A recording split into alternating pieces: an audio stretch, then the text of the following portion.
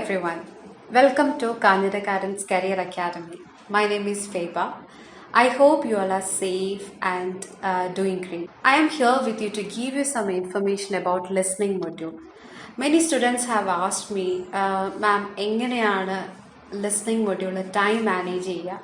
പല വട്ടമായിട്ട് ഞങ്ങൾ listening module ചെയ്യുന്നുണ്ട്, ഞങ്ങൾക്ക് റിക്വയർഡ് സ്കോർ കിട്ടുന്നില്ല. ഇങ്ങനെയൊക്കെയുള്ള കുറച്ച് കാര്യങ്ങൾ സ്റ്റുഡൻസ് എന്നോട് ചോദിക്കാറുണ്ട്.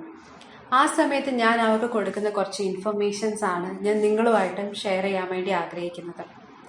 ആദ്യമായിട്ട് നിങ്ങൾ ചെയ്യേണ്ട ഒരു കാര്യം എന്താണെന്ന് വെച്ചാൽ, നിങ്ങൾ വായിക്കുന്ന ആ സെൻറ്റൻസ് അല്ലെങ്കിൽ നിങ്ങൾ വായിക്കുന്ന ആ ക്വസ്റ്റ്യൻ നിങ്ങൾ റീഡ് ചെയ്യാറുണ്ടല്ലേ? പക്ഷേ ആ റീഡ് ചെയ്യുന്ന സമയത്ത് നിങ്ങൾ കാര്യങ്ങൾ വേണ്ടവണ്ണം മനസ്സിലാക്കുന്നുണ്ടോ എന്നും കൂടി നിങ്ങൾ ചിന്തിക്കേണ്ടതായിട്ടുണ്ട്. ആദ്യമേ ഒരു സെൻറ്റൻസ് റീഡ് ചെയ്യാൻ വേണ്ടിയിട്ട് നിങ്ങൾക്ക് 5 seconds ആണ് എടുക്കുന്നതെന്ന് വിചാരിക്കുക. അപ്പോൾ ആ 5 secondsനുള്ളിൽ നിങ്ങൾക്ക് ആ കാര്യങ്ങൾ വേണ്ടവണ്ണം മനസ്സിലായില്ല എങ്കിൽ you have to read it again and you are wasting that 5 seconds again, right? അപ്പോൾ ടോട്ടൽ ഒരു 10 seconds എടുത്തു നിങ്ങൾക്ക് ആ സെൻറ്റൻസ് മനസ്സിലാവാനും റീഡ് ചെയ്യാനും വേണ്ടിയിട്ട്. അപ്പം നിങ്ങളിവിടെ മനസ്സിലാക്കേണ്ട ഒരു കാര്യം എന്താണെന്ന് വെച്ചാൽ, ആദ്യമേ ആ റീഡ് ചെയ്യുന്ന സമയത്ത് തന്നെ കാര്യങ്ങൾ മനസ്സിലാക്കാൻ വേണ്ടി ശ്രമിക്കുക. അപ്പോൾ അത്രയും ടൈം നിങ്ങൾക്ക് അവിടെ സേവ് ചെയ്യാൻ വേണ്ടിയിട്ട് പറ്റും. ഇതാണ് നിങ്ങൾ ആദ്യമായിട്ട് പ്രാക്ടീസ് ചെയ്യേണ്ട ഒരു കാര്യം. ഓക്കെ, ഇനി നെക്സ്റ്റ് നിങ്ങൾ എങ്ങനെ ഓരോ സെക്ഷനും ചെയ്യുമ്പോൾ, നിങ്ങൾക്കറിയാം ലിസ്ണിംഗ് മൊഡ്യൂളിന് 4 sections ആണ് ഉള്ളതെന്ന് നിങ്ങൾക്കറിയാം. ഓരോ സെക്ഷനും ചെയ്യുന്ന സമയത്ത് നിങ്ങൾ ഏതൊക്കെ രീതിയിലാണ് ടൈം മാനേജ് ചെയ്യേണ്ടത് എന്നുള്ളതാണ് ഇനി ഞാൻ നിങ്ങൾക്ക് പറഞ്ഞു തരാൻ വേണ്ടി പോകുന്നത്. അപ്പോൾ നമുക്കറിയാം ഫസ്റ്റ് സെക്ഷൻ എന്ന് പറയുന്നത് കുറച്ച് ഈസിയാണ്, നമുക്ക് അധികം ടൈം വേണ്ടി വരുന്നില്ല ഒരു ക്വസ്റ്റ്യൻ റീഡ് ചെയ്യാൻ വേണ്ടിയിട്ട്. അപ്പോൾ നിങ്ങൾ എന്ത് ചെയ്യണമെന്ന് പറഞ്ഞു കഴിഞ്ഞാൽ, ലിസ്ണിംഗ് മൊഡ്യൂൾ സ്റ്റാർട്ട് ചെയ്യുമ്പോൾ you don't have to waste time. Okay, ഞാൻ പല സ്റ്റുഡൻസിനെയും കണ്ടിട്ടുണ്ട് ലിസ്ണിംഗ് ചെയ്യുന്ന സമയത്ത് അവർ ചിലപ്പം താഴോട്ട് നോക്കിയിരിക്കും, ചിലപ്പോൾ വാളിൽ നോക്കിയിരിക്കും, ചിലപ്പോൾ അവരുടെ പെന്നിങ്ങനെ കറക്കിക്കൊണ്ടിരിക്കും. സോ നിങ്ങൾക്ക് ഇതേപോലത്തെ ഉള്ള കാര്യങ്ങൾ വേസ്റ്റ് ചെയ്യാൻ വേണ്ടിയിട്ട് ലിസ്ണിംഗ് മൊഡ്യൂളിൽ ടൈം ഇല്ല. ഞാൻ പലപ്പോഴും സ്റ്റുഡൻസിനോട് പറയാറുണ്ട്, അതായത് നിങ്ങൾക്ക് ആ ബുക്ക്ലെറ്റ്, ലിസ്ണിംഗ് മൊഡ്യൂളിൻ്റെ ബുക്ക്ലെറ്റ് കിട്ടുമ്പോൾ തന്നെ ജസ്റ്റ് പൊക്കിയാണെങ്കിൽ പോലും ഒന്ന് നോക്കണം. ആ സമയത്ത് നിങ്ങൾക്ക് ഒരു ക്വസ്റ്റ്യൻ റീഡ് ചെയ്യാൻ പറ്റുവാണെങ്കിൽ അത് മതി. നിങ്ങൾക്ക് ആ കാര്യങ്ങൾ മനസ്സിലായി, ആ ക്വസ്റ്റ്യൻ പിന്നീട് നിങ്ങൾക്ക് റീഡ് ചെയ്യേണ്ട ആവശ്യം വരുന്നില്ല. നിങ്ങൾക്ക് അത്രയും ടൈം നിങ്ങൾക്ക് അവിടെ സേവ് ചെയ്യാം. ഓക്കെ, അപ്പോൾ നിങ്ങൾ ചെയ്യേണ്ട കാര്യം, ആദ്യമേ ലിസ്ണിംഗ് ബുക്ക്ലെറ്റ് നമുക്ക് കിട്ടിക്കഴിഞ്ഞ് കഴിയുമ്പോൾ നിങ്ങൾ ഒന്നിനും ടൈം വേസ്റ്റ് ചെയ്യരുത്. ക്വസ്റ്റ്യൻ റീഡ് ചെയ്യാനും അത് മനസ്സിലാക്കാനുള്ള ടൈമാണ് നിങ്ങൾ അവിടെ ചെയ്യേണ്ട ഒരു കാര്യം. അതേപോലെ തന്നെ ആദ്യമേ ലിസ്ണിംഗ് മൊഡ്യൂൾ സ്റ്റാർട്ട് ചെയ്ത് കഴിഞ്ഞ് കഴിയുമ്പോൾ, നേരത്തെ ആയിരുന്നു എങ്കിൽ നമുക്കൊരു എക്സാമ്പിൾ ഉണ്ടായിരുന്നു. ആ എക്സാമ്പിളിൻ്റെ സമയത്ത് ഞാൻ പറയുമായിരുന്നു സ്റ്റുഡൻസിനോട് ബാക്കിയുള്ള സെക്ഷൻസ് റീഡ് ചെയ്യണമെന്ന്. ഇപ്പോൾ നമുക്ക് ആ എക്സാമ്പിൾ ഇല്ല, സോ കുറച്ചും കൂടെ ടൈം കുറഞ്ഞിരിക്കുകയാണ്. ഓക്കെ, അപ്പോൾ മാക്സിമം ടൈം നമ്മൾ ടൈം കൺസ്ട്രെയിൻസിനുള്ളിലാണ് നമ്മൾ ഈ കാര്യങ്ങളൊക്കെ ചെയ്യേണ്ടത്. അപ്പോൾ നിങ്ങൾ ചെയ്യേണ്ട ഒരു കാര്യം, ആദ്യമേ ഫസ്റ്റ് സെക്ഷൻ ഒരിക്കലും വായിക്കരുത്. നിങ്ങൾ ആദ്യമേ വായിക്കേണ്ടത് സെക്കൻഡ് സെക്ഷനും തേർഡ് സെക്ഷനിലെ ക്വസ്റ്റ്യൻസ് ആണ് നിങ്ങൾ റീഡ് ചെയ്യേണ്ടത്. ഏറ്റവും ടഫായിട്ടുള്ള ക്വസ്റ്റ്യൻസ് ആണ് മൾട്ടിപ്പിൾ ചോയ്സ് ക്വസ്റ്റ്യൻസ് എന്ന് പറയുന്നത്. കാരണം നമുക്ക് ആ ക്വസ്റ്റ്യനും റീഡ് ചെയ്യണം, അതിൻ്റെ ഓപ്ഷൻസ് നമ്മൾ റീഡ് ചെയ്യണം, അത് മനസ്സിലാക്കണം. കാരണം ആ ഓപ്ഷൻസ് 3ഉം അവർ നമ്മളോട് ഓഡിയോയിലുണ്ടായിരിക്കും. അതിൽ കറക്റ്റ് ഏതാണ് എന്നുള്ളതാണ് നമ്മൾ സെലക്ട് ചെയ്ത് എഴുതേണ്ടത്. അല്ലാതെ നമുക്ക് ആ ഓപ്ഷൻസ് വായിക്കാൻ സമയം കിട്ടിയില്ല, ഓഡിയോ പ്ലേ ചെയ്യുന്ന സമയത്താണ് നമ്മൾ ആ ക്വസ്റ്റ്യൻ റീഡ് ചെയ്യുന്നതെങ്കിൽ ആദ്യമേ പറയുന്ന ആ ഓപ്ഷൻസിലെ ആദ്യമേ പറയുന്നതായിരിക്കും നിങ്ങൾ ചിലപ്പോൾ ടിക്ക് ചെയ്യുക. അത് നിങ്ങളുടെ മിക്കവാറും തെറ്റായിരിക്കും. ഓക്കെ, ഞാൻ കണ്ടിട്ടുള്ളതാണ്, അത് മിക്കവാറും തെറ്റായിരിക്കും.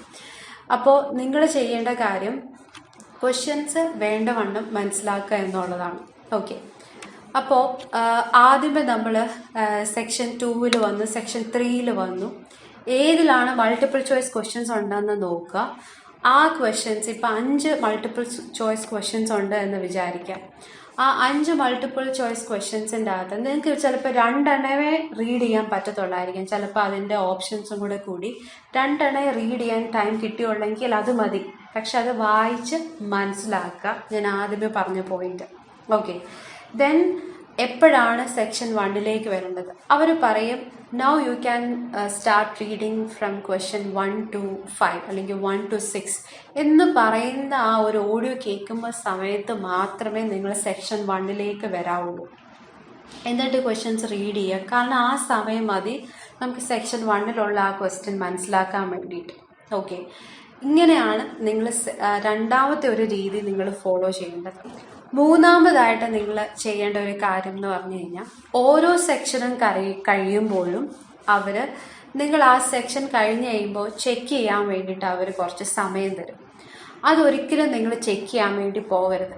കാരണം ഓൾറെഡി നിങ്ങളത് കേട്ടു, നിങ്ങളുടെ ആൻസേഴ്സ് എഴുതി. പിന്നീട് നിങ്ങളത് ചെക്ക് ചെയ്യാൻ വേണ്ടി പോയി കഴിഞ്ഞ് കഴിഞ്ഞാൽ നിങ്ങൾക്ക് കുറച്ച് കൺഫ്യൂഷൻസ് കൂടി വരും. സോ ആ കൺഫ്യൂഷൻ നിങ്ങൾ കൂടിക്കഴിഞ്ഞ് കഴിഞ്ഞാൽ നിങ്ങൾ സെക്ഷൻ 2ലെയും സെക്ഷൻ 3ലെയും 4ലെയും ഒന്നും ലിസ്ണിങ് അല്ലെങ്കിൽ ആ ഓഡിയോ നിങ്ങൾ വേണ്ടവണ്ണം കേൾക്കാൻ കോൺസെൻട്രേറ്റഡ് ആവാൻ നിങ്ങൾക്ക് പറ്റത്തില്ല. അപ്പം നിങ്ങൾ ചെയ്യേണ്ട ഒരു കാര്യം, ഫസ്റ്റ് സെക്ഷൻ കഴിഞ്ഞ് കഴിഞ്ഞാൽ ഉടനെ ആ ചെക്ക് ചെയ്യാൻ തരുന്ന സമയം നിങ്ങൾ സെക്ഷൻ 2 വായിക്കാൻ വേണ്ടിയിട്ട് നിങ്ങൾ ആ ടൈം നിങ്ങൾ അതിന് വേണ്ടിയിട്ട് യൂസ് ചെയ്യണം. അപ്പം നിങ്ങൾ ചെയ്യേണ്ട ഒരു കാര്യം, നിങ്ങൾ എവിടെയാണോ നേരത്തെ വായിച്ച് നിർത്തിയത് അതിൻ്റെ താഴോട്ട് റീഡ് ചെയ്യാവുള്ളൂ. ഓക്കെ, അതിൻ്റെ താഴോട്ടുള്ള ക്വസ്റ്റ്യൻസ് റീഡ് ചെയ്യുക. ദെൻ എഗെയിൻ സെക്ഷൻ 2 സ്റ്റാർട്ട് ചെയ്യുന്ന സമയത്ത് ആ ക്വസ്റ്റ്യൻസ് സെക്ഷൻ 2ലുള്ള ക്വസ്റ്റ്യൻസ് വായിക്കാൻ വേണ്ടി അവർ കുറച്ചും കൂടെ സമയം തരും. ആ സമയം നിങ്ങൾ എന്ത് ചെയ്യണം എന്ന് പറഞ്ഞു കഴിഞ്ഞാൽ എഗെയിൻ ഈ ക്വസ്റ്റ്യൻസ് റീഡ് ചെയ്യാൻ വേണ്ടിയിട്ട് ടൈം എടുക്കുക. അപ്പോൾ നിങ്ങൾക്ക് ഏകദേശം 2 പ്രാവശ്യം നിങ്ങൾക്ക് ആ ക്വസ്റ്റ്യൻസ് റീഡ് ചെയ്യാനും അത് മനസ്സിലാക്കാനും ഉള്ള ടൈം കിട്ടും. സോ ഇങ്ങനെയാണ് നിങ്ങൾ ടൈം മാനേജ് ചെയ്യേണ്ടത്. ഈ സെയിം രീതി തന്നെ സെക്ഷൻ 3ലും നിങ്ങൾ ഫോളോ ചെയ്യുക. അതായത് സെക്ഷൻ 2 കഴിഞ്ഞ് കഴിയുമ്പോൾ സെക്ഷൻ 2ലുള്ള ആൻസേഴ്സ് ചെക്ക് ചെയ്യാൻ വേണ്ടിയിട്ട് നിങ്ങൾക്ക് കുറച്ച് സമയം തരും. ആ സമയം നിങ്ങൾ സെക്ഷൻ 3ലുള്ള ക്വസ്റ്റ്യൻസ് വായിക്കാൻ ടൈം യൂസ് ചെയ്യുക. ദെൻ സെക്ഷൻ 3ലെ ക്വസ്റ്റ്യൻസ് വായിക്കാൻ എഗെയിൻ നിങ്ങൾക്ക് ടൈം കിട്ടും. ആ ടൈം ബാക്കിയുള്ള ക്വസ്റ്റ്യൻസ് റീഡ് ചെയ്യാൻ വേണ്ടിയിട്ട് എടുക്കുക. സോ ഇങ്ങനെ ടൈം മാനേജ് ചെയ്യുക. ഇനി ലാസ്റ്റ് സെക്ഷനിൽ നമുക്ക് കുറച്ച് ടൈം ഏറെ കിട്ടും. ബാക്കിയുള്ള സെക്ഷനെ അപേക്ഷിച്ച് കുറച്ച് ഏറെ കിട്ടും സെക്ഷൻ 4ലുള്ള ക്വസ്റ്റ്യൻസ് റീഡ് ചെയ്യാൻ വേണ്ടിയിട്ട്. Most of the time section 4 എന്ന് പറയുന്നത് fill in the blanks type of questions ആയിരിക്കും. ഓക്കെ, അതൊറ്റ സ്ട്രെച്ചിനായിരിക്കും ആ ഓഡിയോ നടക്കുക. അപ്പോൾ അവിടെ നിങ്ങൾ ചെയ്യേണ്ട കാര്യങ്ങൾ, അവിടെ ഒരു കൺഫ്യൂഷൻ വരുന്നത് എന്താണെന്ന് വെച്ചാൽ പല സ്റ്റുഡൻസിനും ആ ഭാഗത്ത് വരുമ്പോൾ ഉള്ള കൺഫ്യൂഷൻ ഒരു പകുതി ആയി കഴിഞ്ഞ് കഴിയുമ്പോഴത്തേക്ക് എവിടെയാണ് ഓഡിയോ എത്തിയത്, ലൈക്ക് ആ ക്വസ്റ്റ്യൻ കഴിഞ്ഞു പോയോ, ഞാൻ ഇനി അതിന് വേണ്ടി അതോ താഴോട്ടുള്ള ക്വസ്റ്റ്യൻസ് നോക്കണോ, ഇങ്ങനെയൊക്കെയുള്ള കൺഫ്യൂഷൻ ആയിരിക്കും സെക്ഷൻ 4ൽ വരിക. ആ കൺഫ്യൂഷൻ ഒഴിവാക്കാൻ വേണ്ടി നിങ്ങൾ ചെയ്യേണ്ട കാര്യം എന്താണെന്ന് വെച്ചാൽ മിക്കവാറും ആ സെക്ഷൻ 4ൻ്റെ അകത്ത് കുറച്ച് സബ് ഹെഡിങ്സ് കാണും. അപ്പോൾ ആ സബ് ഹെഡിങ്സിൻ്റെ ഓരോ സബ് ഹെഡിങ്സിൻ്റെ അടിയിൽ അണ്ടർലൈൻ ചെയ്ത് പോകണം.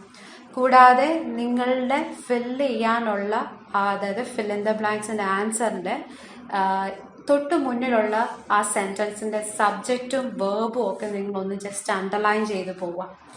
ഇങ്ങനെ അണ്ടർലൈൻ ചെയ്ത് പോകുന്നതിൻ്റെ ഗുണം എന്താണെന്ന് വെച്ചാൽ നിങ്ങൾ കേൾക്കുമ്പോൾ നിങ്ങൾക്ക് മനസ്സിലാവും ഈ കാര്യങ്ങളൊക്കെ കഴിഞ്ഞപ്പോൾ ഞാൻ ഈ അണ്ടർലൈൻ ചെയ്ത കാര്യങ്ങളൊക്കെ ഇവർ പറഞ്ഞിട്ടുണ്ടോ ഇല്ലയോ എന്നുള്ള ഒരു സെൻസ് നമുക്കുണ്ടാവും. സോ ആ കൺഫ്യൂഷൻ നമുക്ക് അവിടെ മാറ്റാൻ വേണ്ടിയിട്ട് പറ്റും. ഓക്കെ, ആൻഡ് കേൾക്കുന്ന സമയത്ത് നിങ്ങൾ വായിക്കുന്ന സമയത്ത് കാര്യങ്ങളെ ഒന്ന് മനസ്സിലാക്കുകയും കൂടി വേണം. അതായത് അതിൻ്റെ മീനിങ് അവരെന്താ പറഞ്ഞിരിക്കുന്നത്, ഇങ്ങനെയുള്ള കാര്യങ്ങളൊന്ന് മനസ്സിലാക്കി വായിക്കുവാണെങ്കിൽ പെട്ടെന്ന് നിങ്ങൾക്ക് ആൻസേഴ്സ് കിട്ടാനുള്ള ചാൻസ് വളരെ കൂടുതലാണ്. സോ ഇങ്ങനെയൊക്കെയുള്ള കാര്യങ്ങൾ നിങ്ങൾ ചെയ്ത് നോക്കുകയാണെങ്കിൽ തീർച്ചയായിട്ടും നിങ്ങളുടെ സ്കോർ ഇമ്പ്രൂവ് ചെയ്യുക തന്നെ ചെയ്യും. ഓക്കെ, ഇനി ഇത് മാത്രമല്ല, ഞാൻ പറഞ്ഞു ഇപ്പം എങ്ങനെയാണ് ലിസ്ണിംഗ് മൊഡ്യൂളിൻ്റെ ടെസ്റ്റ് ചെയ്യേണ്ടതെന്നാണ് ഞാനിപ്പോൾ പറഞ്ഞു തന്നെ. ഇനി പ്രാക്ടീസ് ചെയ്യുന്ന സമയത്ത് നിങ്ങൾ എങ്ങനെ ചെയ്യണം, അതാണ് ഇനി ഞാൻ അടുത്തത് പറയാൻ വേണ്ടി പോകും. പ്രാക്ടീസ് ചെയ്യുന്ന സമയത്ത് നിങ്ങൾ ചെയ്യേണ്ട ഒരു കാര്യം, പലപ്പോഴും പല സ്റ്റുഡൻസും ചെയ്യുന്ന ഒരു തെറ്റായ രീതിയാണ്.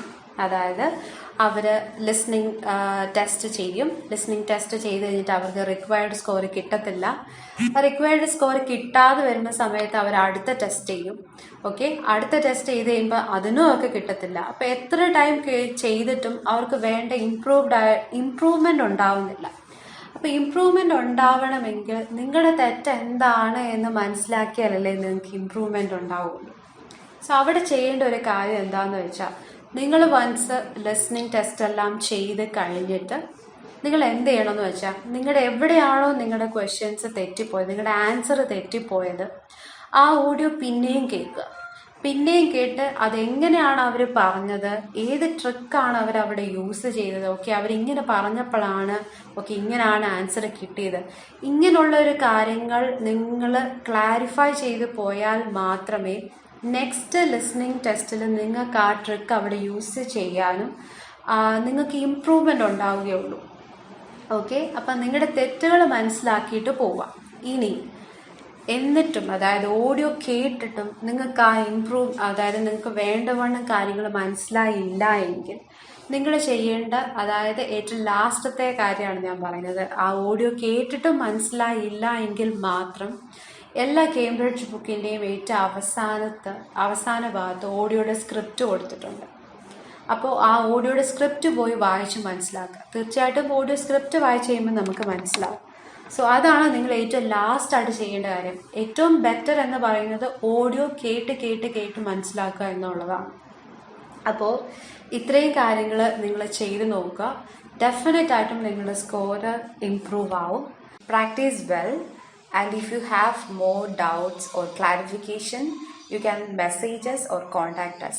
ഇനി അത് മാത്രമല്ല, ഇനി കൂടുതൽ ഇൻഫർമേഷൻ നിങ്ങൾക്ക് വേണമെങ്കിൽ, ഇതേപോലെയൊക്കെയുള്ള ടിപ്സും ട്രിക്സും നിങ്ങൾക്ക് ആവശ്യമെങ്കിൽ ഞങ്ങളുടെ website, Facebook, Instagram and YouTube channel follow ചെയ്യാം. So before winding up, let me give you one message. This is a very important message. When you go out, wear your mask and please wash your hands regularly. Thank you.